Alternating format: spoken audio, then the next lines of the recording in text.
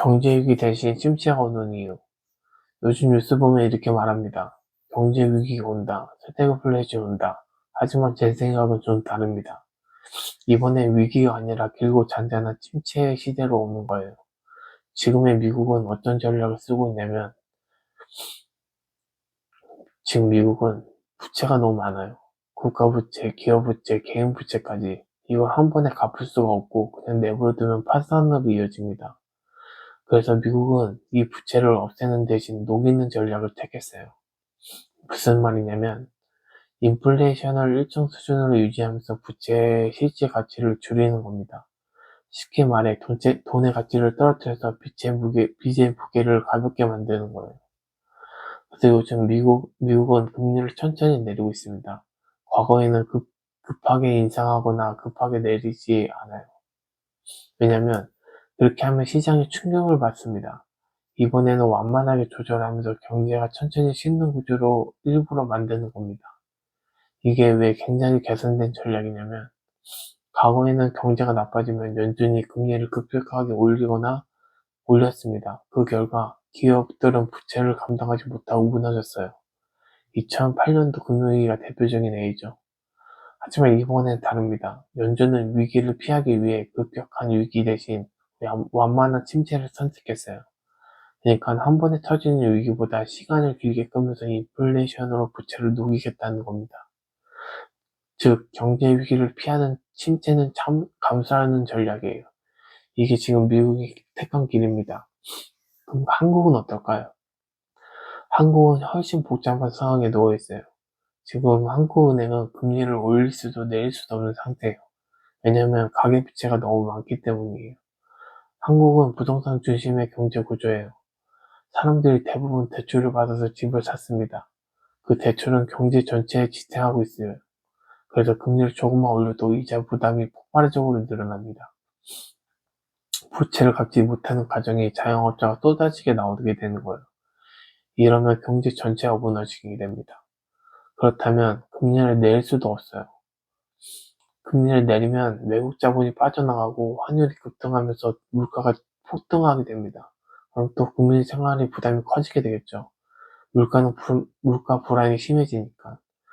결국 한국은행은 금리를 올리지도 내리지도 못하는 동결의 함정에 빠져 있는 거예요. 그러니까 정책 선택지가 사라져버린 거죠. 이런 구조적으로 침체로 들어갔다는 뜻입니다. 그래서 앞으로는 한국은 일본처럼 장기 침체를 겪을 가능성이 높아요. 부채가 많고 성장률이 낮고 금리는 움직이지 못하는 상태죠. 이런 상태에서는 위기가 아니라 오랫동안 고통스러운 정체기로 이어집니다. 기업은 실적이 제자리에 걸음하고 고용은 줄어듭니다. 청년은 일자리를 찾기 어려워지고 소비는 줄고 결국 경제는 움직이지 않는 경제로 변하게 되는 거예요. 반면 미국은 다르게 움직입니다. 미국은 부채의 성장을 녹이고 있어요. 즉 인플레이션을 유지하면서 GDP를 늘리는 방식이에요. 물가가 조금 오르더라도 경제 전체 크기에 돌면서 부채를 비율을 줄이는 겁니다. 그래서 미국은 고물가 속 성장이고 한국은 저성장 속 침체로 가는 거예요. 이게 위기보다 무서운 구조입니다. 왜냐면 한 번 빠지면 쉽게 빠져나오지 못해요. 그래서 지금 우리가 준비해야 할 거는 경제 위기 대응이 아니라 장기 침체 대응입니다. 이제 투자자 입장에서 보면 이런 시기에 단기 급등주나 테마주는 피해야 돼요. 금리 인하 수혜주 그리고 구조적으로 강한 기업에 집중해야 됩니다. 예를 들어서 미국은 금리 인하 본격적으로 시작되면 자동차, 부동산, AI, 에너지 같은 대출 기반 소비재 사업이 움직이게 돼요. 테슬라 같은 기업이 대표적인 예죠. 금리가 내려가면 사람들이 다시 할부로 자동차를 사니까. 하지만 이 시기는 영원하지 않습니다.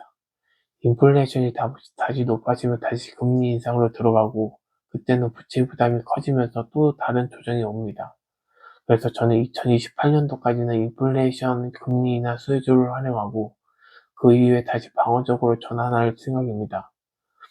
결국 지금은 세계 경제의 급격한 위기 대신 느린 고통을 택한 구조예요.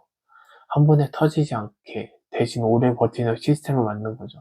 그래서 지금은 미국이고 한국은 여파 속에서 더디게 침체 속으로 들어갑니다. 우리가 해야 될 거는 단순히 공포에 흔들리지 말고 구조를 이해해야 됩니다. 이건 위기가 아니라 흐름이에요. 흐름을 보면 방향성이 보입니다.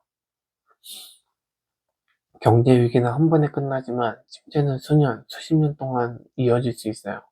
이 시기는 돈보다 통찰력이 중요하고 두려움보다 이해가 더 중요합니다.